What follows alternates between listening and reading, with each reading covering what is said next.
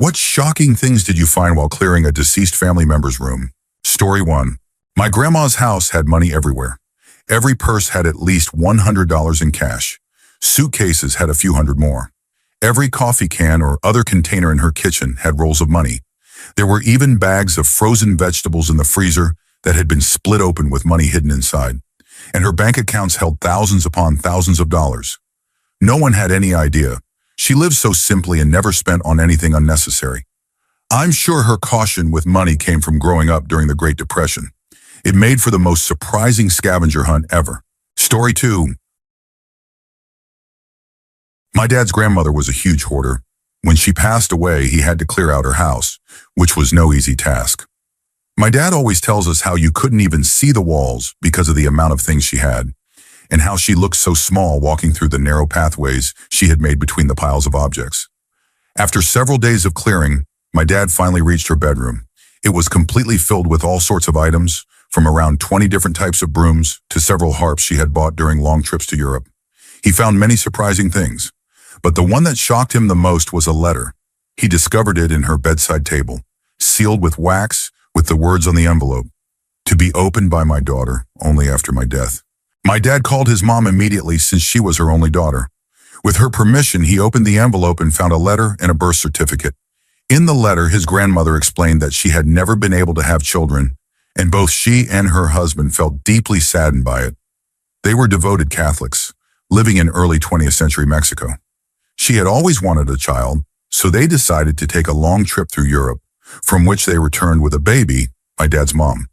She had always looked a little different from her family, with very fair skin and the bluest eyes you could imagine. They found her in a nun-run orphanage in the north of France and immediately fell in love. Adoption was a big taboo then, so they told everyone she had become pregnant on their trip and given birth in Europe. They brought her back to Mexico and registered her as a newborn, even though she was already several years old. My grandmother lived her whole life believing she was her parents' biological child. At age 45, through this letter, she found out she had been adopted, that she was older than she thought, and that she was actually French, not Mexican. My dad had to tell her all this over the phone while trying to understand a French birth certificate. She eventually hired a private investigator and found her family in France. But that's another story. Edit. After several years trying to process what had happened, my grandma decided to search for her family to also help with claiming French citizenship. The detective found her biological mother and other relatives. After exchanging letters, it became clear her mother had no interest in meeting her, but surprisingly, her aunt did. Without ever having met before, the aunt traveled to Mexico and stayed for a few weeks. Through her, my grandma learned her mother's story. She had become pregnant at 16, out of wedlock, which was unacceptable at the time, especially in a small town. Her parents forced her to give the baby to the orphanage. This is likely why she didn't want to meet after so many years. My grandma's aunt stayed in contact for life, and my dad even stayed with her in Paris to learn French. Eventually, the adoption story spread in the family, with many admitting they had suspected something because of her striking blue eyes. Now my grandma tells the story lightly and is even happy to celebrate 2 birthdays instead of 1.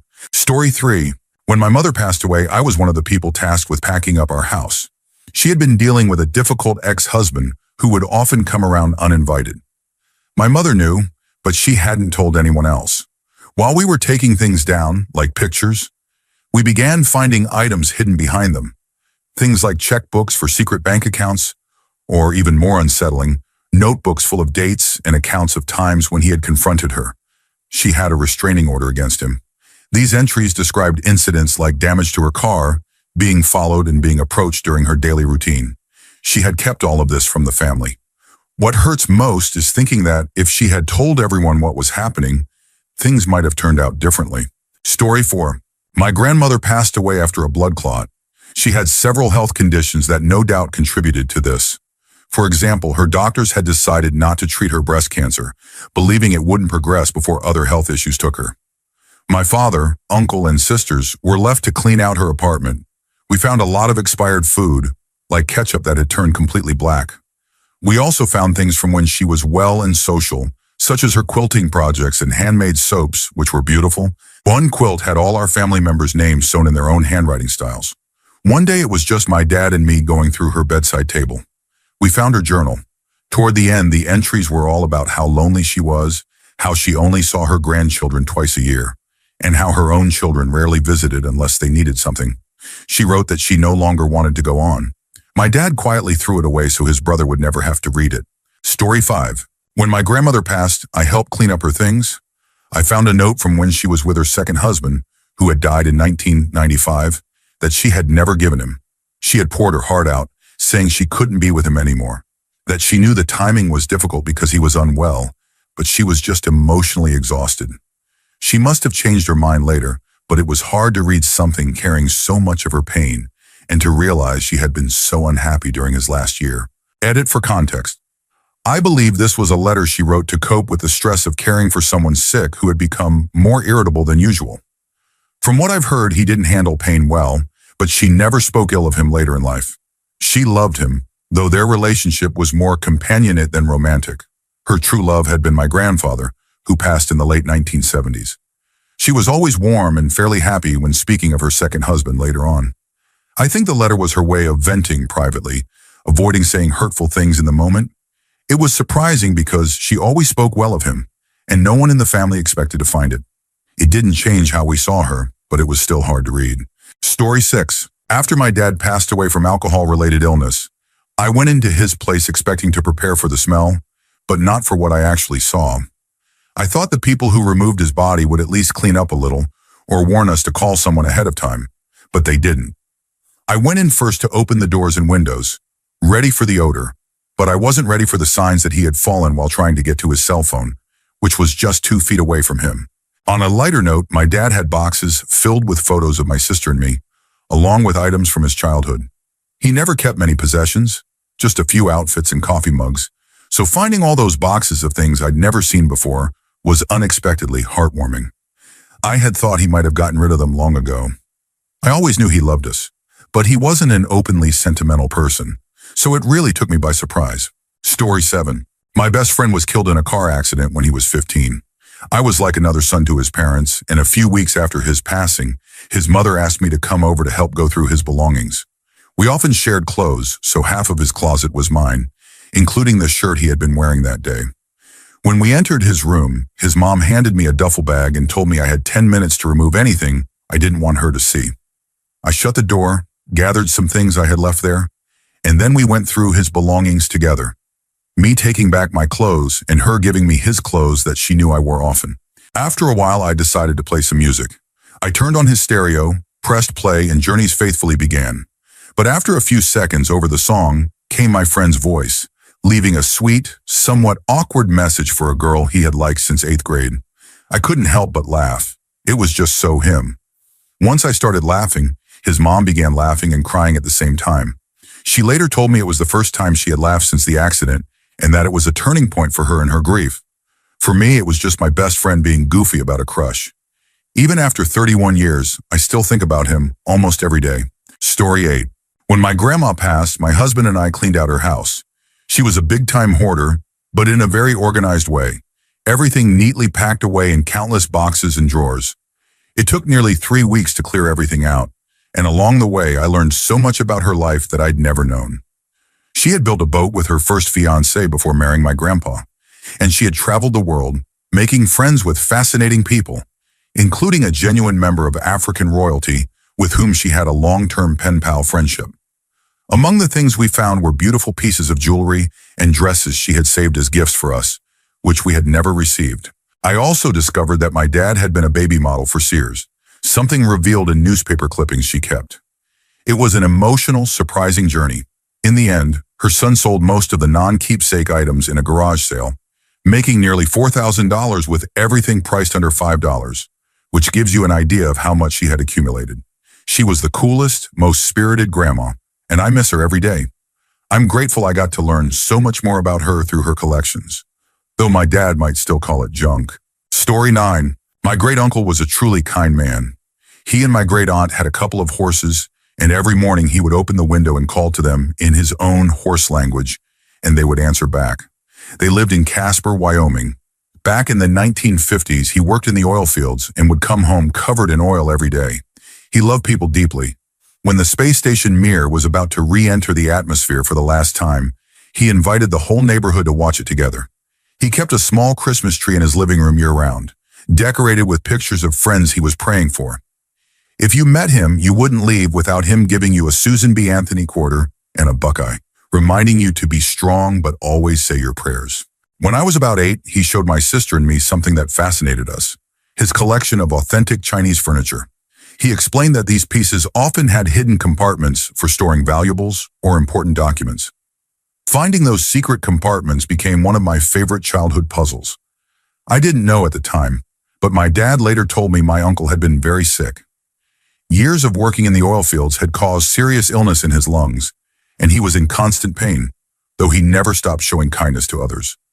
A couple of years later, he passed away. After the funeral, I rushed into his bedroom to find one last secret compartment, and I did. Inside was $5,000 in $20 bills and a letter.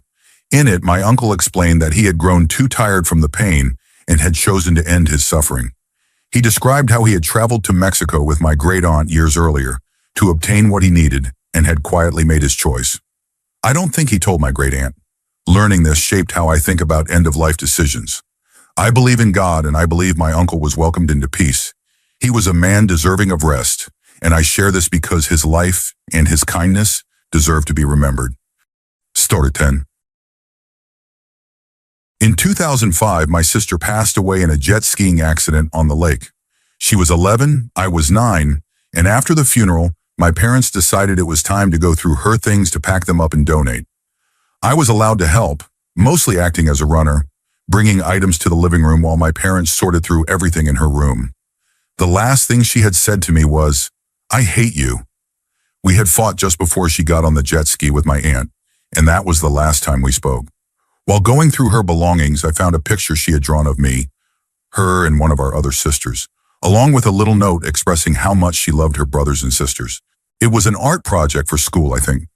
That discovery helped put my mind at ease.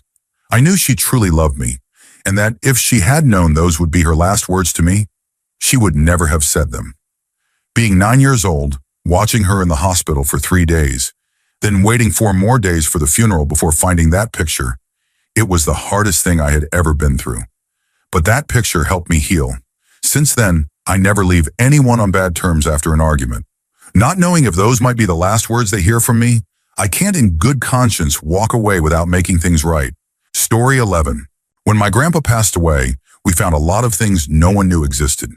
Some were just photos of him during his time as a Navy captain in World War II, posing with women in the Pacific Islands.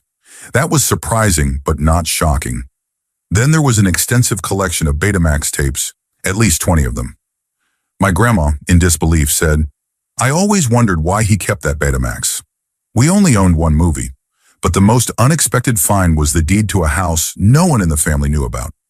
When my parents went to see the house, they found a woman living there, someone we had never met, who said she had been living there thanks to Grandpa's kindness. We later discovered that he had been paying the mortgage and depositing about $5,000 a month into her bank account. She turned out to be his partner, less than half his age. He was in his late 70s and she was 32. She had no idea he was married or had a family. She believed she was simply keeping a wealthy older man company. When he passed, she lost both her home and her income on the same day. It was heartbreaking for her, but the family's anger was aimed at him for betraying my grandmother and the rest of us. Harsh words were said to her in the heat of the moment, something I regret even now. I wanted to like my grandpa. After his obituary was published, we received over 200 letters from veterans saying he had saved their lives in the war. To them, he was a hero. I wish he had been a hero to me too. Story 12. When my grandmother's mother passed away, my grandma didn't get to help clear out her parents' home. She and my grandpa had moved several states away, and she couldn't afford the trip back for the funeral. She only visited months later, by which time her siblings had already gone through everything. She had made a list of items she wanted to keep: her mother's crochet projects, some dishware, antiques, and small keepsakes. But by the time she arrived, they had either been taken or sold. She managed to get a few pieces of silverware from her brother and a vase or two from a sister, but that was all. That is, until she visited another sister's house and saw that she had their mother's flour bowl, a wooden bowl hand-carved by their father, used daily to make biscuits and other baked goods. Her sister, who never baked, planned to use it as a planter. After what must have been a tense discussion, My grandma walked away with the flower bowl and took it home. She has used it for baking ever since, just as her mother had. She has already promised it to me one day, and I know I'll treasure it as much as she has. Story 13. When I was 26, my friend was diagnosed with cancer. He went through chemotherapy, but it wasn't working, so he had to move back in with his parents. About a month after moving in, I stopped by to check on him. While I was there, he asked me if I could go to his house and bring him his computer. He told me, "Call me before you go inside. There's something I need you to do." A few days later, I went to pick up the computer and called his parents' house, but they said he was sleeping. I wondered what he wanted me to do, and for some reason, I knew it was to remove something personal from his house. After loading his computer into my car, I searched for the stash I thought he might be referring to. It took a while, but I found it and removed it. Later that day, I dropped off the computer at his parents' house, and they told me he was still asleep and would call me later. When he called, I told him what I had done, and he confirmed that's exactly what he had wanted. About a month later, he passed away. I was heartbroken, but I felt honored that he trusted me to take care of something so personal for him, so his parents wouldn't have to be the ones to find it. Story 14. My grandfather served in the Navy during World War II, stationed in the Pacific. After both he and my grandmother passed away, we began the big task of cleaning out their small ranch house, where my dad and uncle had grown up. My grandmother, a child of the Great Depression, never threw anything away. Her house was always tidy, but hidden away, we found boxes of metal hair curlers in the bathroom ceiling, home-canned peaches from 1976 in a secret cupboard, and cash tucked into the pages of books. She had carefully preserved the things my grandpa brought back from his service. However, under their bed, we found a shoebox with "Do Not Open" written on the lid. Naturally, we opened it. Inside were photo booth pictures of my grandfather with a very pretty young woman. My grandmother had written angry words on them and in some had colored over the woman's face. I don't know why he brought those pictures home or why she kept them under their bed, maybe for future arguments. It could have been upsetting, but honestly, it wasn't a shock. He had always been something of a ladies' man, and she was fiery enough to keep him in check. They were married for 65 years before she passed away, and he was never the same afterward. Even though it was a bit scandalous, it was fascinating to see them as young, passionate, and imperfect. I miss them both all the time. Story 15. I work in a retirement community. When someone passes away with no family, a company comes in about a week later and clears everything out, throwing it all away. Since I have a master key, I sometimes go into these units beforehand to rescue meaningful items. I'm not a collector and I'm not looting. Everything I take gets donated to local charities, the residents' church, or the historical society. Over time, I found some interesting things: coin and stamp collections, old medications, personal items, military records, including some from World War II Germany, and even antique weapons. Elderly people often have lived lives far more adventurous than we realize. The first time I read a diary, though, was heartbreaking, and I've never done it again. I hadn't formed close bonds with most residents, but Mary was different. She always found time to chat, tell jokes, and offer me a drink when I came by to fix something. She was full of life and warmth. After she passed, I found her diaries, a dozen volumes covering her life from her 20s until the day before she died. She had included photographs of herself throughout the years, and her writing was powerful and emotional.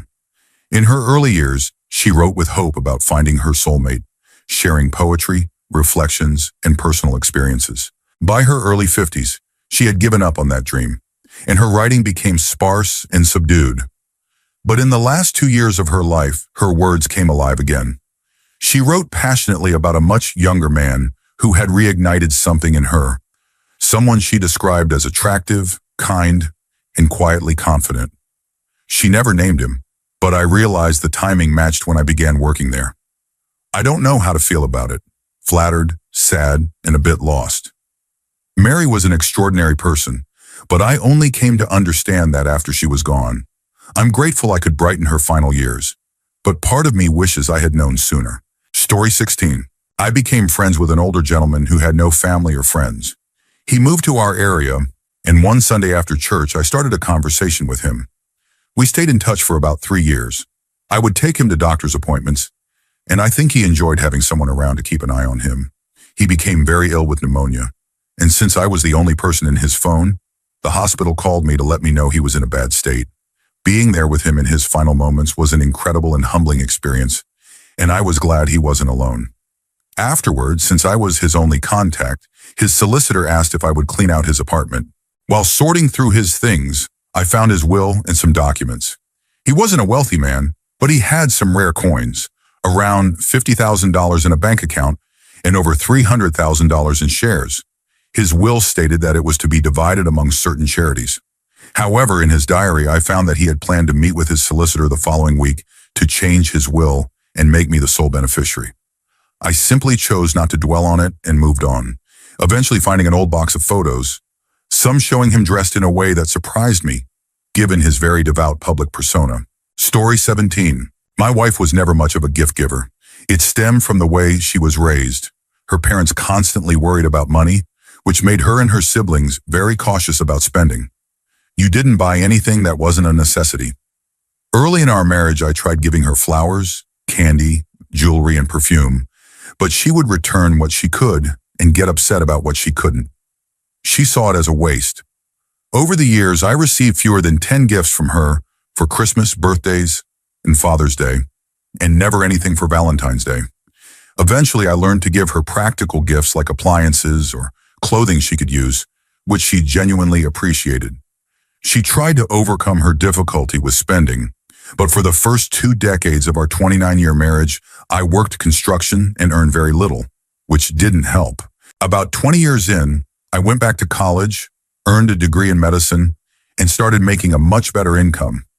She began to accept and even enjoy flowers and cards for special occasions, though she still rarely bought me gifts. She passed away from breast cancer 9 years ago. While going through her belongings, I found 2 things that touched me deeply. Behind a drawer in her jewelry box was a $100 bill. Odd that she had misplaced it, but perhaps not so odd given her relationship with money. The other was a romantic Valentine's Day card in her dresser, addressed specifically to my husband. I think she bought it but never had the chance to give it to me. Finding it meant a lot during a very difficult time. Story 18. My father was a successful businessman from Detroit. He grew up in a tough neighborhood but managed to get into a good school, earn an engineering degree, and eventually own his own machine shop. Things went well until the 2008 financial crash, which brought a lot of stress. Shortly after I left for college, my mother convinced him to enter rehab for alcoholism. He managed a few weeks sober before relapsing, twice more after that. He began acting aggressively and driving under the influence. My mother divorced him, and he isolated himself in an apartment before eventually drinking himself to death. While cleaning out his apartment, I found piles of rehab literature. I didn't want to know every detail, but I didn't want to throw out anything important for handling the estate. Among the papers was a worksheet where he had written a timeline of his relationship with drugs and alcohol. I learned that he had first tried meth at age 13, started smoking cannabis at 11, and by 14 was smoking daily and drinking on weekends. It was a shock, but it explained a lot. I can't imagine growing up in an environment where parents ignored or didn't notice that. Despite everything, I'm grateful he found a way to raise me in a more stable and structured environment than the one he had known. Story 19. A close friend of our family, almost like a stepfather to me, though he and my mother were never together, had ongoing heart problems. After getting a pacemaker, there were complications in surgery. The doctor said it wasn't life-threatening, but might cause discomfort. Before that, he had been full of energy, active in the community, helping kids leave gang life behind. He loved video games, especially for someone in his late 50s. One night while visiting, we talked about Metal Gear Solid 4. He said he couldn't get past a part where you had to follow someone without being detected. I told him about a trick I had seen in a speedrun. Injure the target and then follow them at a slower pace. Later that night, he went home early, saying his chest hurt, and told my mother he loved her. The next morning, I woke up to my mother screaming. Outside, there were police and paramedics. He had passed away during the night. Some believed it was due to his health. Others thought it might have been from taking too much pain medication. The only bittersweet comfort I found was seeing his television still on in power save mode. He had gotten past that part of the game we had talked about earlier. It made me smile through the tears, knowing he had that small victory before the end. Story 20.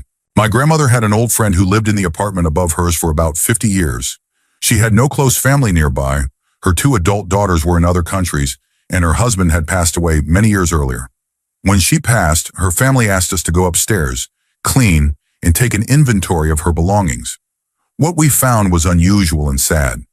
She had been a kind of doomsday prepper, owning 16 or 17 large steel cupboards, each about 4 feet by 3 feet by 7 feet. Inside were all sorts of supplies, one cupboard full of canned food, another with medical supplies. That was a little eccentric, but still understandable. Then we found one cupboard filled entirely with small denomination banknotes, still wrapped from the bank. She had withdrawn a large sum in small bills and never used them, and some were so old they were no longer in circulation. Another cupboard contained only alcohol, premium bottles including single malt whiskeys and expensive vodka. Only one cupboard held clothes. What made this sad was how she passed. She had slipped and fallen, unable to get up for an entire weekend until my grandmother realized she hadn't heard from her friend in a couple of days. When we checked on her, she was still conscious but very weak, and she passed in the hospital a day later. She had been surrounded by supplies meant for emergencies, but none of it could help in the moment she truly needed it. Story 21. My grandmother had 3 children, including my mother, and all of us were very close to my aunt. We often visited her at the old family home, which had been in the family for 3 generations. Over time, she developed dementia, and eventually cancer returned. She passed away in that house. Since no one was going to move in, we began sorting everything to either donate, discard, or divide among family members.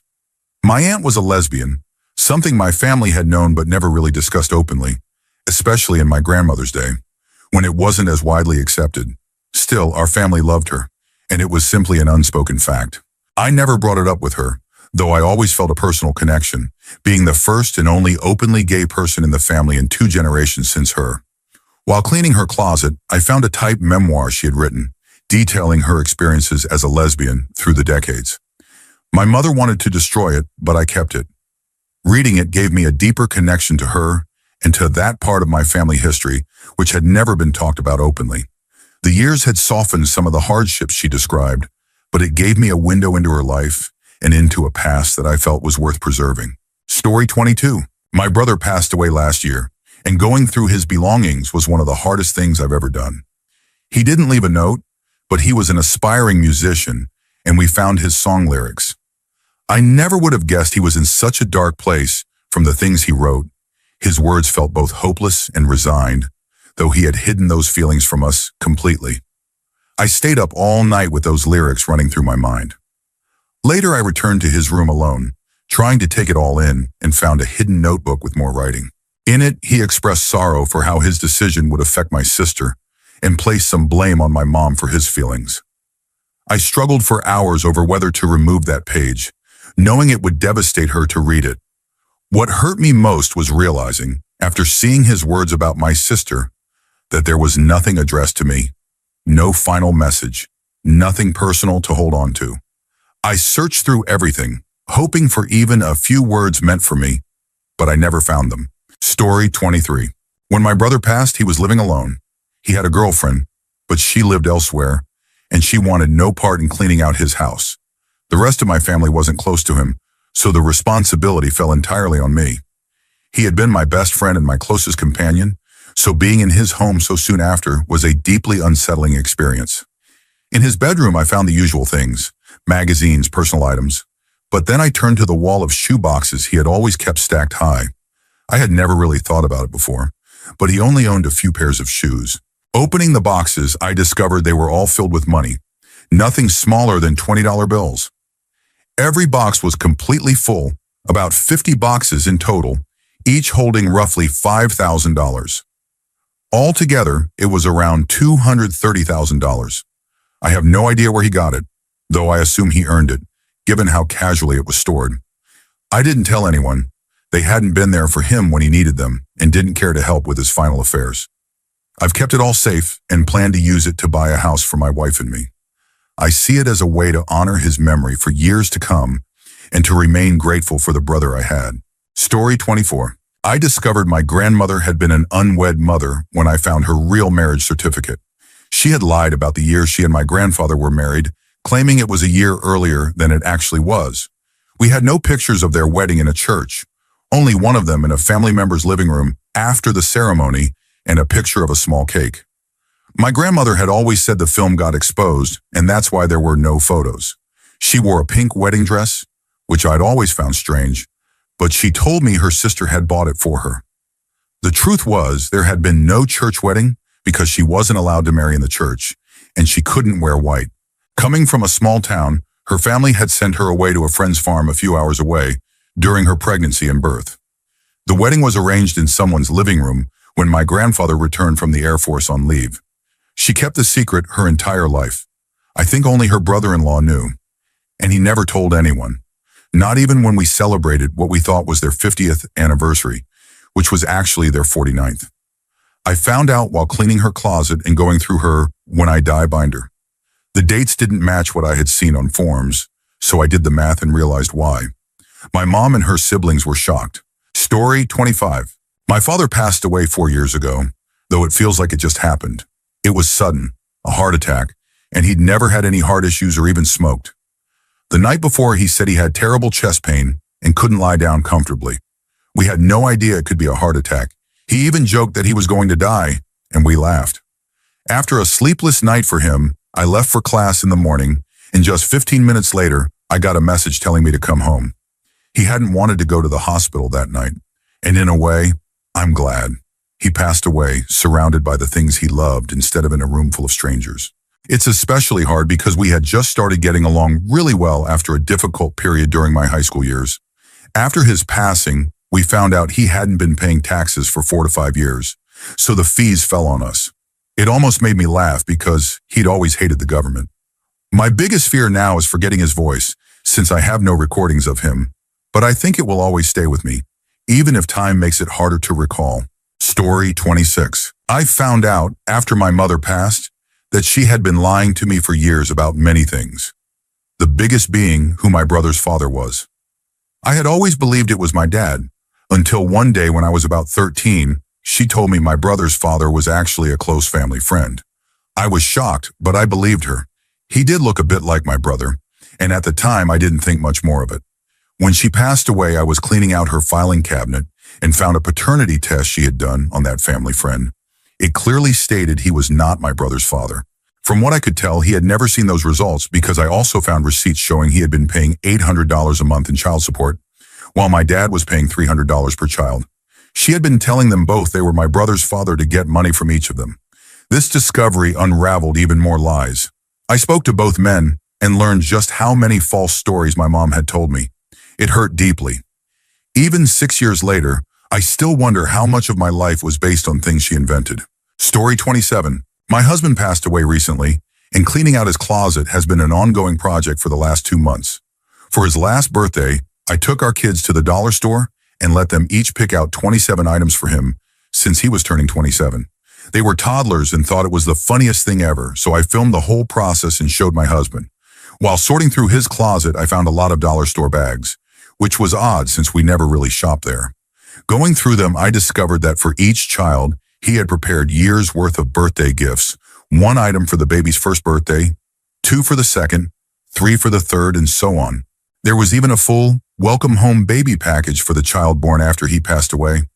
He had also written letters for each birthday, though I haven't been able to open them yet. I know he meant for me to find them, knowing I'd find it funny and meaningful, and I hope our kids will too one day. It was completely unexpected, overwhelming, and emotional. Even though our children won't remember him personally, moments like this remind me how lucky they are to have had him as their father. Story 28. My grandmother passed away at the age of 108. She had lived a long life and remained relatively healthy until the end. The arrangement in our family was that her 3 sons, all in their 60s and 70s, would each take turns caring for her for 4 months at a time in their own homes. When she passed, she was staying at my dad's house, so I helped clean out her room. I had deep respect for her. She had been illiterate, worked her whole life on a farm, lived with dirt floors, and used a pit latrine until the mid-1990s. Her life had been full of challenges, but she endured with strength. As I went through her dresser, I found a small keychain, a snowman encased in clear rectangular plastic. It seemed out of place among her hairbrushes and makeup, especially since she never had keys of her own. She was always driven by someone else and didn't need them. I turned it over in my hands, curious, and noticed her youngest daughter's name engraved at the bottom. My heart sank when I realized what it meant. Her youngest daughter had passed away in a car accident in the 1980s on another continent, and she was buried there. I don't know how my grandmother came to have her daughter's keychain, but she must have treasured it, holding on to that small piece of her for decades. It was a quiet, unspoken expression of her grief and love that she kept with her until the very end. Story 29. My father developed diabetes around the time I was born, and much of my childhood was spent in ER rooms because he didn't manage it well. When I was 8, after his first heart attack, my oldest brother asked him if he really didn't want to live to see my quinceañera. The following year, my father decided to move us to Mexico, where he owned property and wanted to spend his final years. While there, he began taking better care of himself, lost weight, and seemed healthier. Around that time, one of my brothers began dating a woman who eventually moved into our home while my brother worked in the U.S. Our house was big enough that we didn't see her much, but she and my father became involved. I caught them together more than once, and they threatened to pull me out of school and make me work in the markets if I told my mother. My father's priorities shifted. He began traveling with her, leaving me alone for days, and his health declined again. She used drugs in the house, practiced unsettling rituals, and tried to turn me against my mother. My father passed away when I was 18. By then, I was living with my mom in the U.S., and although I had told her about his relationship, he denied it, and my brother refused to believe me. My brother was living with him when he passed, but didn't inform us right away. We still haven't been able to enter my father's home because my brother's now wife has legal rights as a resident. It's been 3 years, and the inability to properly say goodbye has left the grief unresolved. My mother's working with lawyers to reclaim the property, and I'm waiting for the day we can finally let my father rest in peace. Story 30. My mom passed away after a long battle with lung failure. For a short time, she moved in with extended family in another state with a better climate, and her health improved. The plan was for the rest of us to join her within a year, but just 2 weeks later, my brother nearly died from a sudden brain infection, requiring multiple surgeries. My mom moved back to help care for him, but her own health quickly declined and she passed soon after. While going through her belongings, I found her diaries and decided to look for her entry from the night before my brother became critically ill. In it, she wrote that my father had claimed to see a dark, human-like shape in his room that gave off an overwhelming sense of menace before disappearing. The very next day, my brother's life was in danger from a mysterious medical emergency doctors could never fully explain. That event set off the chain of circumstances that eventually led to my mom's passing. Standing there in the basement with that diary in hand, I was stunned, especially because we had witnessed something similar years before. For a while, I felt like we were cursed. In the end, I chose not to tell my dad or my siblings. I hid that diary, believing it was better not to frighten anyone further during an already devastating time. Story 31. My dad had an impressive hidden collection of pipes, rolling papers, and other smoking accessories, along with items designed to disguise them, like shaving cream cans with secret compartments. I knew about most of it and tried to get rid of as much as I could before my mom found it after he passed. But he was creative. Things were hidden everywhere. In the attic, under the house, in hidden compartments in his van, false panels in the walls, even secret drawers at the family business. Every so often, my mom would find something and ask me what it was, and I'd make up some explanation about it being a travel gadget or collectible. In recent years, I realized she probably wouldn't have been as upset about it as I'd thought, especially after seeing her support relatives using medicinal cannabis.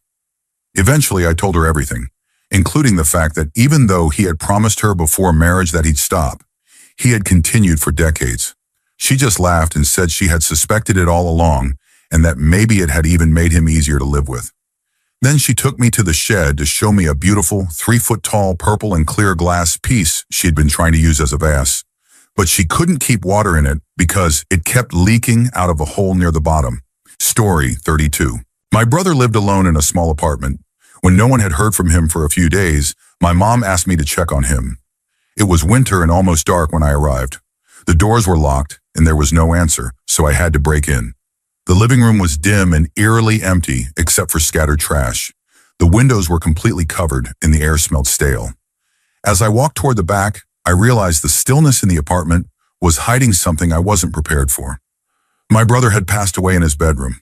The scene was deeply disturbing, and I'll never forget the silence in that place. When I returned later to gather his belongings, my dad waited outside, unable to go in.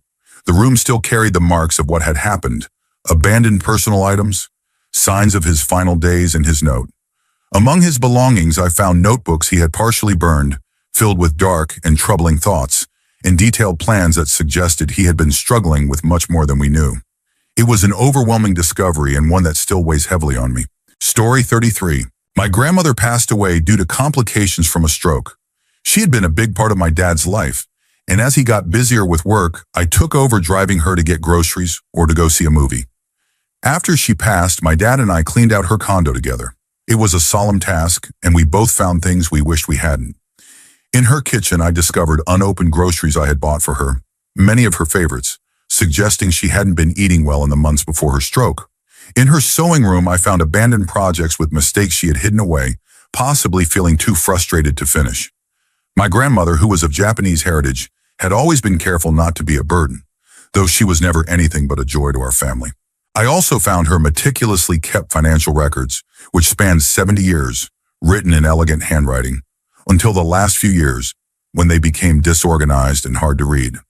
One discovery that really stayed with me was a manila envelope full of word puzzles from the daily paper.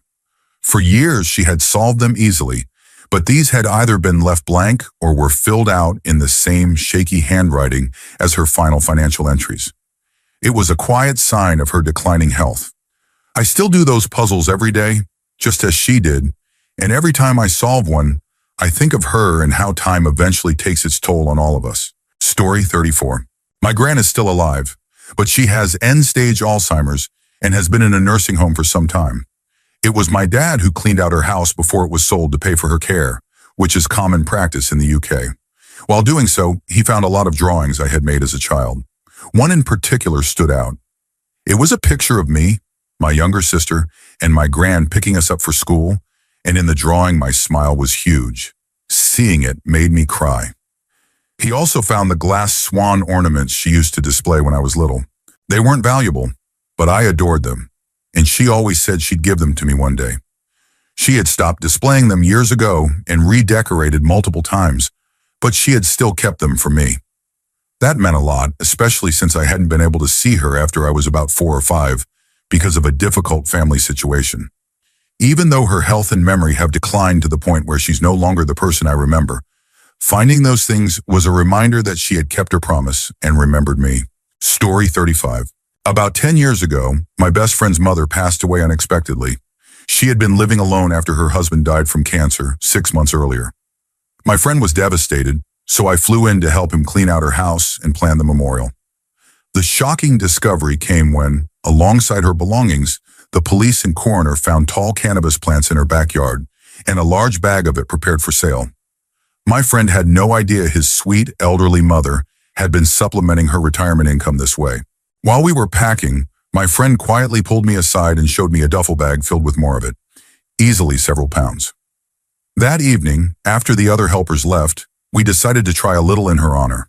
It was incredibly strong, and we both ended up laughing late into the night. The next day, while continuing to clean, I opened the fridge in the garage and was stunned. It was full of more of the same, including the freezer and drawers. Altogether, there was easily over 10 pounds of high-quality product. My friend, needing to drive home across multiple state lines, didn't want to risk traveling with it, so he left it with a trusted neighbor who had been aware of the growing operation. We never found out exactly what happened to it, but we like to imagine she enjoyed it with friends or perhaps sold it and used the money for something fun. Something my friend's mom would have approved of. Story 36. My dad passed away 15 years ago, and my feelings toward him are still complicated. I always knew he was a private man who kept a lot to himself, but I didn't realize just how much until after he was gone. When we went through his things, we found evidence of a long-term relationship with another woman. Letters and audio tapes he had recorded for her, expressing deep feelings. It was devastating to listen to them, and I ultimately destroyed the tapes because I felt nothing good could come from them. They were found in an unsealed envelope addressed to her, alongside letters. We didn't discover this until after the funeral, so when I met her there, I had no idea who she really was. In hindsight, that might have been for the best. My mom had suspected something over the years, but never had proof. My dad had passed unexpectedly from a heart attack while they were on a vacation for their 30th anniversary, coincidentally in the same place where this woman lived. My mom had even had lunch with them both just days before. There are so many unanswered questions I've chosen to leave alone. We also found items showing different religious affiliations. He had been baptized as a Jehovah's Witness for my mom, but also kept Catholic items hidden away. He owned guns we didn't know about, including one in his car, and had several hidden bank accounts and insurance policies. While the secrecy upset my mom, it turned out he had also set up a lot financially to ensure she'd be cared for if something happened to him. He was far from perfect and lived parts of his life in ways we'll never fully understand. Our relationship was complex when he was alive, and I've decided to let the rest of the unknowns stay that way. Story 37. My grandparents divorced long before I was born, and their separation was bitter. They never spoke, and when they unexpectedly saw each other at my sister's wedding more than 25 years later, my grandfather simply turned and walked away. Over time, I learned that my uncle, their youngest son, was believed by my grandfather to have been fathered by another man. My grandfather discovered this when my uncle was a teenager, and their relationship ended there. After they divorced, my grandmother and uncle went one way, and my grandfather another. They never reconnected, and my grandfather passed away without seeing him again, or so we thought. While going through my grandfather's belongings, my sister and I found keepsakes related to my uncle, including his high school graduation program with his name circled. He had attended the ceremony quietly, staying in the back so my grandmother and uncle wouldn't see him. When my uncle came to the funeral, it was the first time he'd been near his father in almost 40 years. I was able to tell him that his dad had cared, showing him the graduation program as proof. It was bittersweet, so much love lost over decades, but I was grateful I could share that truth with him. Story 38. My grandmother had been living with COPD for as long as I could remember, a result of smoking in her younger years. Over time, I watched her abilities slowly fade, from walking around without issue, to getting winded just going down the stairs, to eventually needing an oxygen tank around the clock, along with increased nebulizer treatments, and finally relying on a motorized chair. It was hard to see, and it became a constant reminder for me of why I never smoked or used anything that could harm my lungs. She herself often told us to take her as an example of what could happen. Eventually, she caught pneumonia, which made her very ill and required her to move into an assisted living facility. After her pneumonia cleared, she was given permission to return home, but not long after, she passed away from a heart attack, likely worsened by lingering complications from pneumonia and her already fragile condition. My uncle, her son, was the one who found her, and it deeply affected him. That whole period was incredibly difficult for our family. When we cleaned out her apartment, we found something unexpected. Stashed behind her dresser was a half-empty pack of cigarettes. As much as I wanted to believe it might have been an old keepsake from decades ago, the fact that she had only lived in that apartment for a year or two made it hard to think it just happened to be there by chance. It was a bittersweet find, both a reminder of her struggles and a part of her story we hadn't known. Story 39. I was working as a mortician at the time, and I had been in this job for a few years before the small company I worked for was bought by a much larger one in France. I remember one particular case involving a young boy. We had a tradition of drawing straws to decide who would handle children's services because they were always the most emotionally difficult and no one ever volunteered. This time my team and I lost. We went to collect him from the Necker Hospital in Paris, which specializes in pediatric care. We arrived early to ensure everything would be done perfectly, as we knew the family would be on edge that day. I was usually the one who prepared the bodies after receiving them from the morgue, so I gently moved him from the cold storage to the preparation table. He was so small that I was careful with every movement, worried about causing damage. His legs were curled to one side and his head was turned slightly, which would later become important. The thanatopractor had done an excellent job. His face was preserved perfectly. Even his tiny nose was intact thanks to careful work. His hands were clean and easy to arrange, and aside from the position in which he had been preserved, everything was in good condition. The family had brought clothing for him, so I dressed him with care. Though because of the way he had been positioned, it was especially difficult to put on the trousers. Still, I managed without undoing any of the careful preservation work. I fixed his hair neatly and gave him a gentle, peaceful expression, a little mortician's trick that tends to bring some comfort to grieving families. Everything was going well until we tried to place him in the coffin. Because of the way he had been preserved, his legs and head wouldn't fit properly. Just then, the ceremonial master came in to say, "The family is here. Hurry. We had to act quickly. Using one of our warm coats, we wrapped it strategically around his legs to adjust their position. For his head, we rolled another coat into a small support and placed it under his ear to keep it aligned. We then used the blanket and other items the family had brought to conceal the adjustments. The coffin closed perfectly, and there were no delays. The family never noticed anything unusual, and the ceremony went smoothly. Somewhere, that boy rests with two of our warm coats, perhaps not the most remarkable items, but they made it possible for us to give his family a dignified farewell. Story 40. I had an employee who lived at my workplace in a small one-bedroom space with a kitchen and bathroom. It had once been a locker room before he made it his home. He was a friendly man, always smiling, and he worked extremely hard doing very difficult tasks. We handled the collection and processing of animal remains for hides, which was tough work. One Wednesday night, a driver mentioned to me that he'd been acting strangely after hours, but I didn't think much of it at the time. By Saturday, my dad called to tell me something had happened. He hadn't been seen for days, and when they couldn't get into his room, they removed the window unit and found he had passed away. The police came, and afterward, my father, being unwilling to hire a professional cleanup service, told me the responsibility would fall to me. While I was cleaning, another employee mentioned that he had quite a bit of cash hidden in his room. I began searching his belongings and found around $3,000, but as I went through more of his things, I began to feel an overwhelming sadness. I found papers from past stays in mental health facilities, notes from times he had been under observation, and informational flyers about basic personal care. There were more than 50 hats, as many pairs of jeans, unopened school notebooks, art supplies, and countless pencils and sharpeners.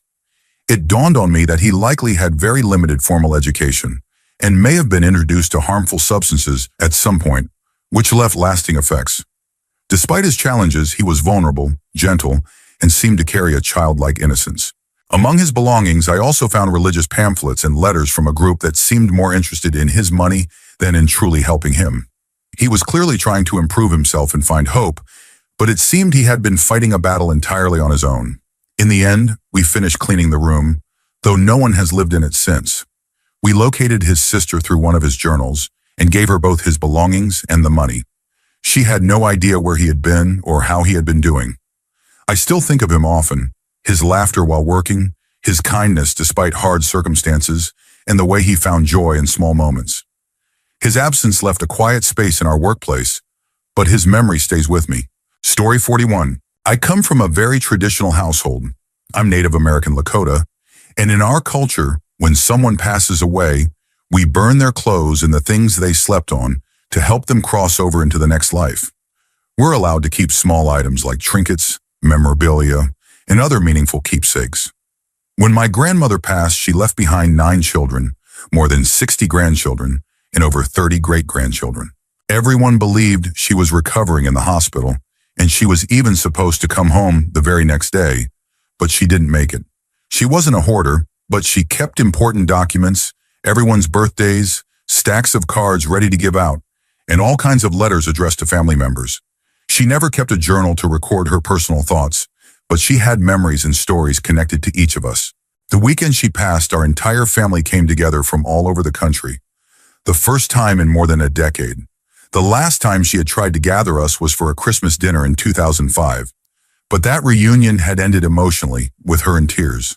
This time, as the women of the family sorted through her drawers and boxes, we found pieces of her connection to each of us. I was given a cup she bought for me when I was accepted to KU, a symbol of how proud she was.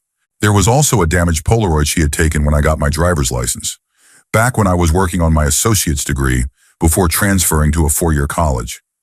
My cousin received a photo from when he made it into Sports Illustrated for basketball. Another cousin had a keepsake from a beauty pageant, and someone else had a CD marking a Grammy nomination for world music. Going through these items was like stepping into her boundless positivity and hope for all of us. We knew that with her passing, we had lost the constant support she gave. But we also shared our memories with each other in private, strengthening the family bond she always valued. When the funeral came, even more people attended.